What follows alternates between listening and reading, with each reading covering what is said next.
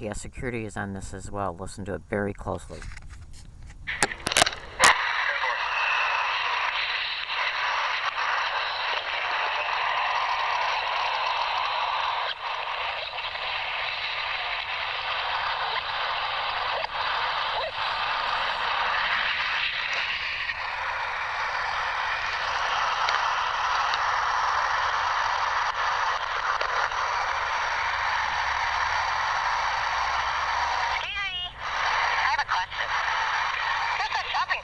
Right here. So are we allowed to use them?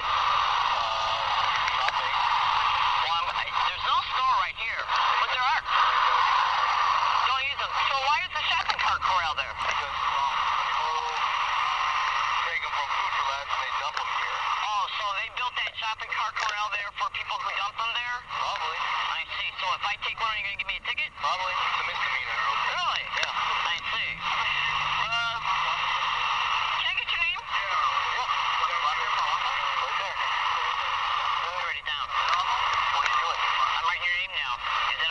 Back up. Get out of the road. Sure.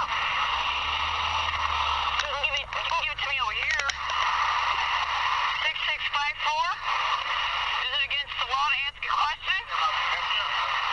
Is it against the law to ask a question? Is it against the law to ask a question? Okay, so then why are you being so hostile? Well, you're the one being hostile. I'm not being hostile at all. I asked you a question. Do you have a ticket or pass? For what? To be in my trolley station. This is your trolley station? No, it ain't. Yes, it is. No, it's not. Okay. I approached you to ask you a simple question, and the question was, is it against the law? Are you being hostile to me, sir? Go ahead. Because I'm not in your trolley station. He told me to get off the street. I followed his orders, and now you're yelling at me. Okay. Why? Come here. I'll take care of this. Hey, you have some ID on you? What do I need ID for? I came up to ask you a question. Okay. So why do I need ID? Because I want to know who you are. Why do you need to know who I am just because I asked you a question? Because I want to know who I'm speaking with. Well, unless I'm under arrest for a specific reason, I don't see why you need to give me my ID. That's not true. You're loitering at a trolley. I'm not loitering. I was on public property when I asked you the question, and you told me to come over here. So you were in the middle of the street interfering with traffic. I came over here, and it was blocked. But anyways, what's the problem with me asking you a question? Okay. Here's the deal. Either you move along, provide me with your ID, or I take you to jail. For what? For not providing me with a valuable... Well, why do you want my ID, though, is the question? Because I'm law enforcement, I'm asking you for your ID. Well, what would be the reason why you would ask me for my ID to begin with? Because I asked you a question? That's against the law. In fact, that's almost harassment. Okay, you need to move along then. Okay, so that's all you had to say to begin with. You have a nice day, too. And that's the kind of bullshit I put up with. Now, the reason why I approached him and asked him that was because the San Diego police... See, in organized stalking, gang stalking expeditions, the whole goal is to wear you out mentally, physically, emotionally, financially, and spiritually. Because they want to break you down in order to be able to take legal custody of you as a result of you breaking down numerous times and having to call 911. That's where the falsified doctor reports come in at. That's why you're subjected to organized stalking harassment along the routes daily. That's why they isolate you by intercepting your emails and rerouting your phone calls. Okay? And the whole goal is to get you to the whole goal is to break you down mentally and physically. You know, I was watching one time I was watching a Holocaust video, and they were doing it was like a documentary, and they were doing a documentary concerning the prisoners that were put in Auschwitz and Dachau, and some of the statements that were made in reference to how the Nazis would break down the prisoners of war that they had, the Jewish people that they had, and the other individuals they had in those concentration camps, was to break them down physically and to break them down mentally. And one of the ways they broke them down physically was by starving them, and another way to break them down mentally was by abusing them.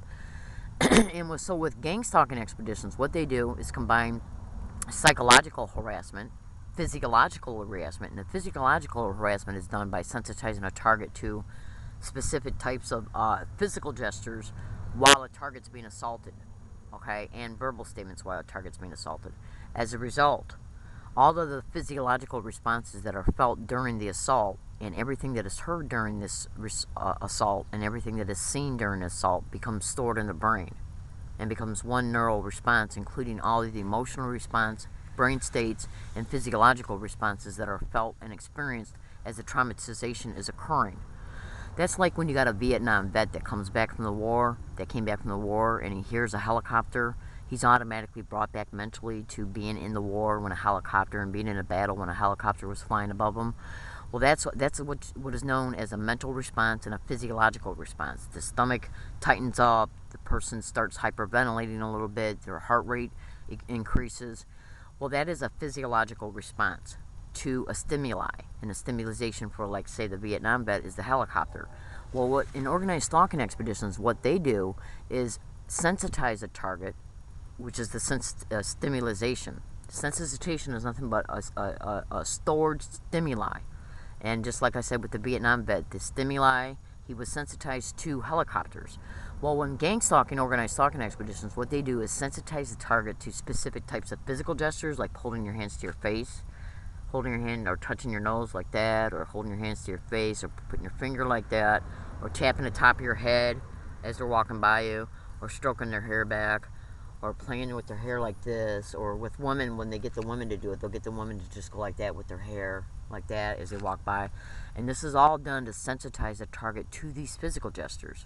And then eventually, once they be sensitized to those, they'll even add additional sensitizations by doing numerous things right after they've done the thing that you're sensitized to, which will then in turn sensitize you to those physical gestures as well. And what they try to do, and they also will sensitize you to sounds, like specific ways of coughing or clearing your throat or clearing your nose, literally.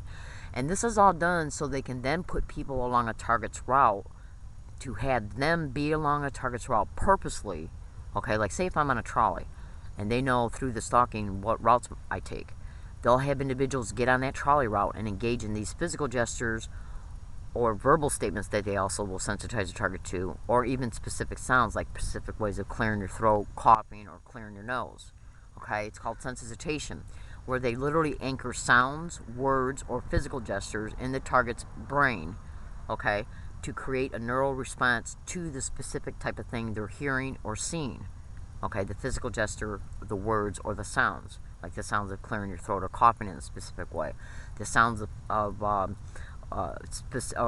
the actual sounds of the verbal statements that are repeated, and the physical gestures that are repeated. Then once they have the target sensitized to these things, they get along a target's route every single day, everywhere they go, and throughout the whole duration of the time they spend at a specific place. Like if I go to the library for 7 hours, they'll have somebody literally, and multiple people, come and sit next to me and do this constantly, all day long. Or they'll have multiple people do it, okay, all day long. And they get these people through coercement, bribery, intimidation, collusion, and through slander, okay? And the reason why, one of the ways they can get so many people involved in these campaigns is through what is known as the law enforcement community notification that is combined with a lie, a slander campaign. Go to YouTube and type in listen to a stranger. Yeah, that's how they show you an illustration of how a person with a badge and telling a lie can get anybody to do anything for that person for free against somebody else. Go to YouTube and type in bullying on steroids. So what they basically do is do nothing but sensitize targets to specific types of stimuli, physical gestures, sounds, and verbal statements, and then have multiple people on every day along all a target's routes to engage in these physical gestures, and in turn, or verbal statements or sounds, and in turn a target feels stalked and harassed as a result. Now what I want you to understand something is that when all these things are being paired together for a target to notice, it's being done deliberately and usually coupled with the traumatization, because they've done their psychology. They know what they're doing.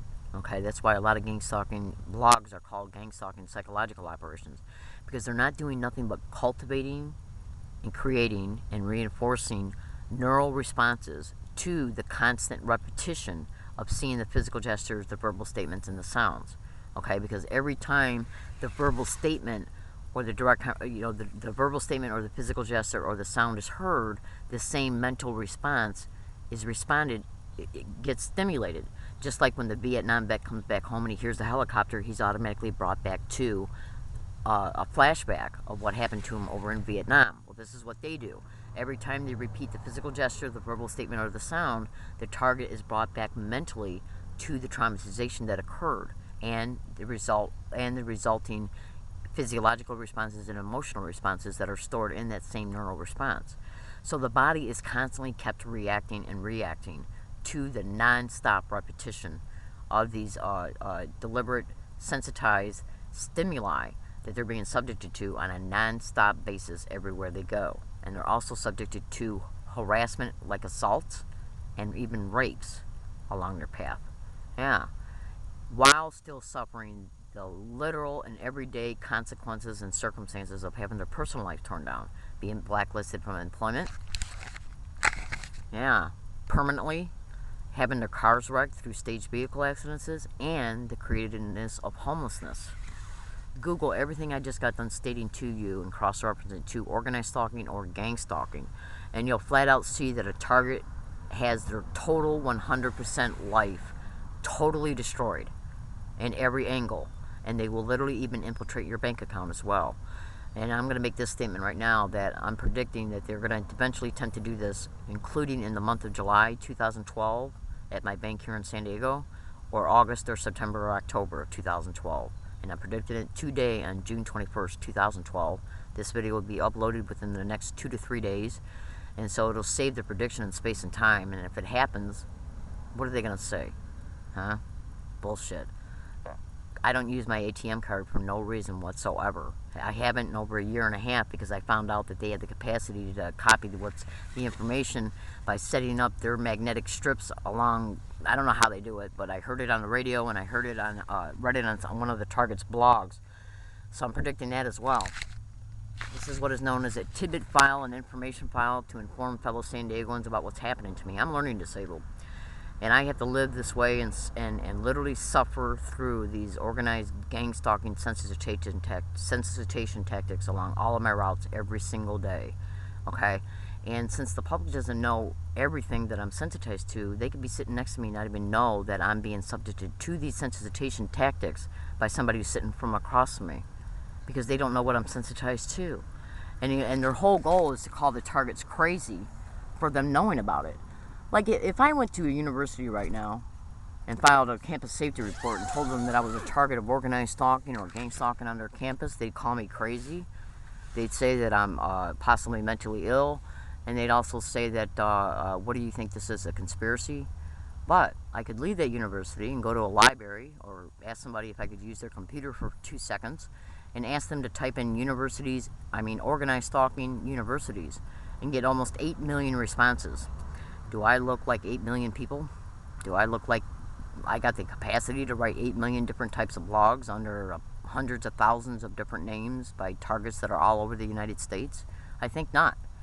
And you can also go to Google and type in organized stalking and or gang stalking or organized gang stalking to corrupt county mental health, psychiatrists, doctors, police officers, fire department personnel.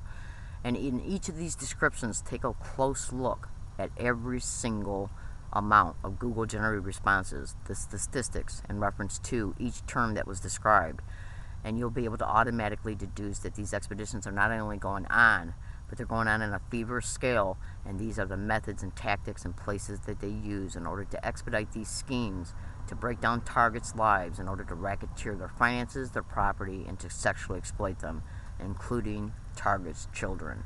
These are wild animals, I'm telling you today.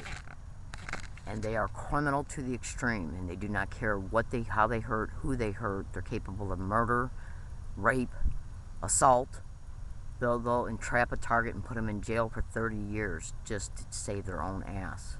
My name is Leslie Williams, and I'm in San Diego, California. I'm exposing this crime because of what they're doing to me and hundreds of thousands of my other brothers and sisters all over the United States right now in real time.